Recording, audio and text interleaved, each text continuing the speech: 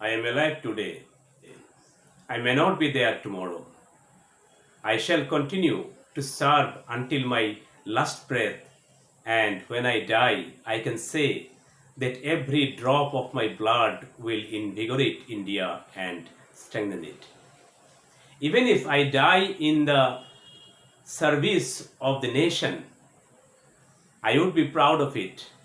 Every drop of my blood will contribute to the growth of this nation and to make it strong and dynamic. दोस्तों नमस्कार। आज हमारे भारत के पूर्व प्रधानमंत्री इंदिरा जी के 39वां मृत्यु दिवस है और इसीलिए मैंने उनके जीवन के जो आखिरी स्पीच जो उन्होंने जनता के सामने रखा था उड़ीसा के एक पेरेड ग्राउंड में, उस स्पीच का 2-3 लाइन से आज का ये वीडियो शुरू किया है। ये स्पीच 30 अक्टूबर 1984 का है।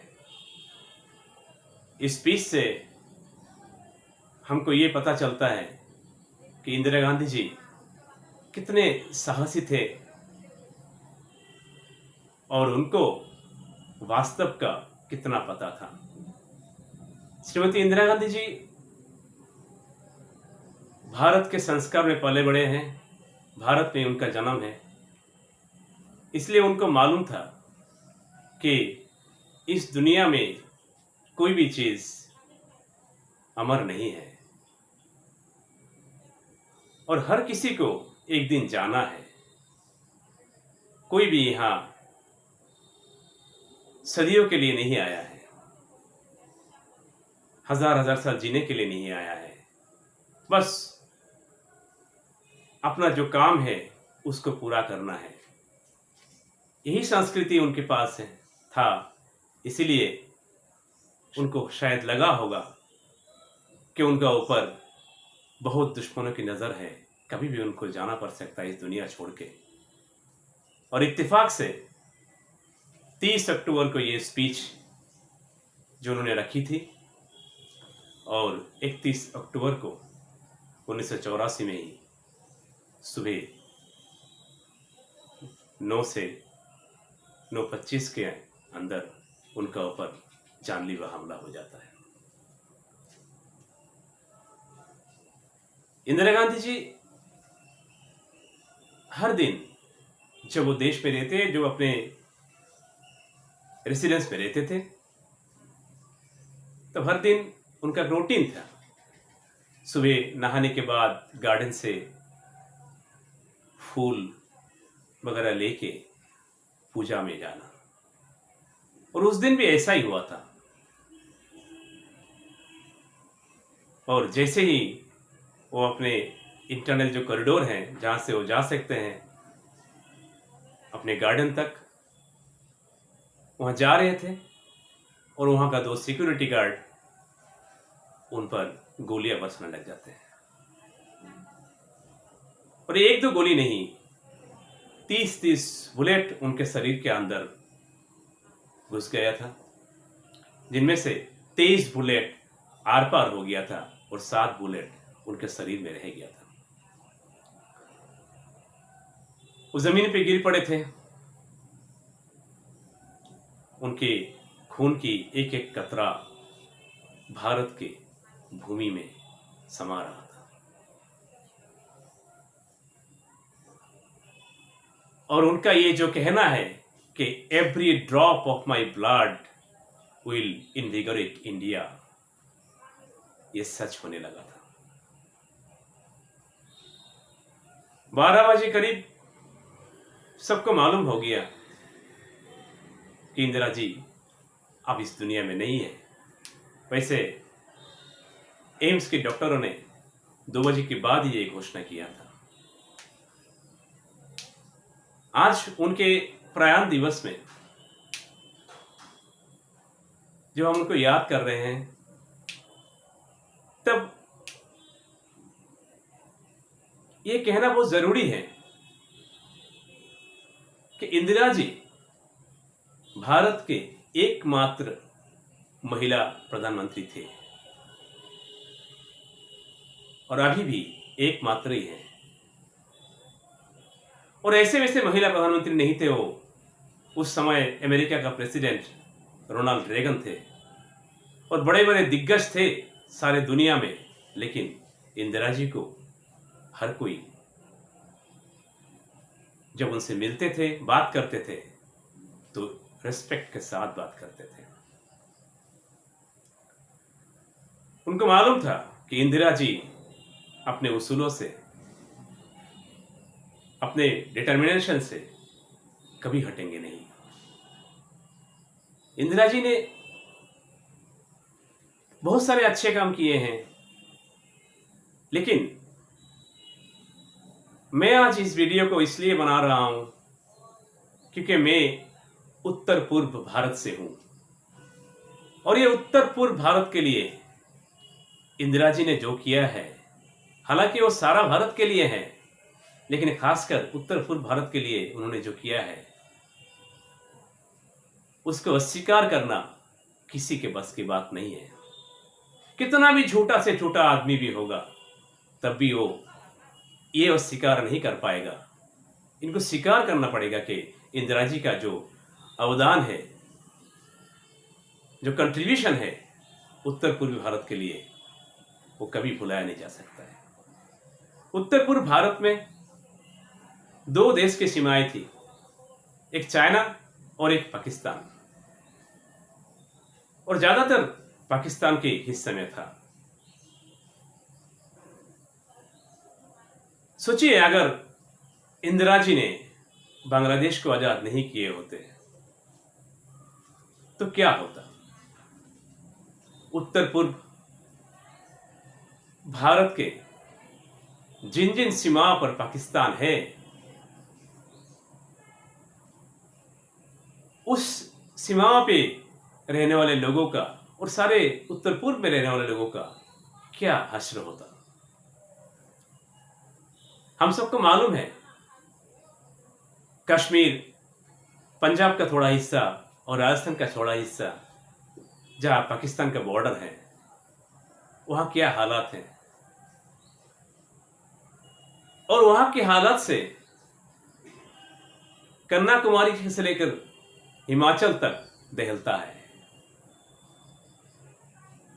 हजार हजार करोड़ का बजट रक्षा में चला जाता है सिर्फ ये पाकिस्तान की जो रवैया है उनसे मुकाबला के लिए तैयार रहने के लिए हजार हजार करोड़ का खर्चा हो जाता है। लेकिन जब इंदिरा जी ने पाकिस्तान से बांग्लादेश को आजाद करने के लिए अपने पूरी फौज को लगा दिए थे और सारे दुनिया से मुकाबला करके बांग्लादेश को आजादी दिलवाए थे, तब हालात ये हैं कि हाँ, हो सकता है कि बांग्लादेश में भी कभी कभी कुछ घटनाएं हम लोग को सुनने मिलता है, ऐसा होता भी है। लेकिन अगर पाकिस्तान होता वहां पर, तो आज जो हम लोग यहाँ का बहुत सारे लोग अपने रिश्तेदार को देखने के लिए बांग्लादेश चले जाते हैं और बांग्लादेश से बहुत लोग इंडिया में आते हैं, यह संभव नहीं होता। तो एक तरफ से बोला जाए तो जैसे पाकिस्तान की कुछ तथाकथित बुद्धिजीवी जिन्होंने भारत को टुकड़े किए थे और भारत से पाकिस्तान को अलग करके लेके गए थे, उनका मुंहतोड़ जवाब दिए हैं इंदिरा जी ने पाकिस्तान से बांग्लादेश को अलग करके।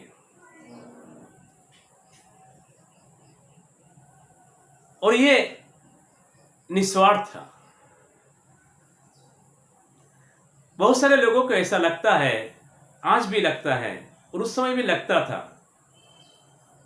कि अगर बांग्लादेश को हमारे देश की इतना फौजों की बलिदान से और इतना जो खर्चा हुआ है, इतना आर्म्स एंड एनिमेशन का खर्चा हुआ है, इतना खर्चा करके बांग्लादेश को अगर आज़ाद किया ही है तो उस बांग्लादेश को भारत के सीमा के अंदर ले लेना चाहिए था। लेकिन इंदिरा जी तो इंदिरा जी हैं। वो अपने संस्कार को भूले नहीं, भारत के संस्कार को भूले नहीं। भारत के संस्कार में साम्राज्यवाद, विस्तारवाद की कोई जगह नहीं है। हम सबको मालूम है, जब मर्यादा पुरुषोत्तम राम जी ने रावण का वध किया था और सब ने बोला था कि राम जी को राजा होने के लिए लंका का, तो उन्होंने क्या किया? ना तो लंका में अपना कोई हक जमाया था, ना ही लंका को अयोध्या के साथ जोड़ दिए थे।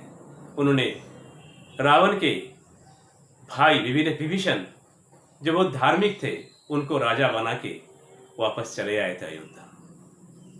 ये हमारे देश की संस्कृति है जो इंदिरा जी ने भूले नहीं, और वही संस्कृति, वही परंपरा को आगे बढ़ाते हुए बांग्लादेश को आज़ाद करके बांग्लादेश को अपने हिसाब से चलने के लिए छोड़ दिए थे।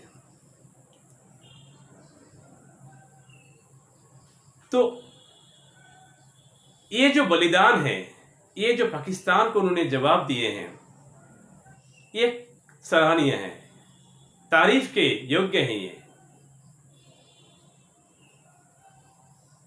हम देखते हैं जब एक क्रिकेट मैच होता है,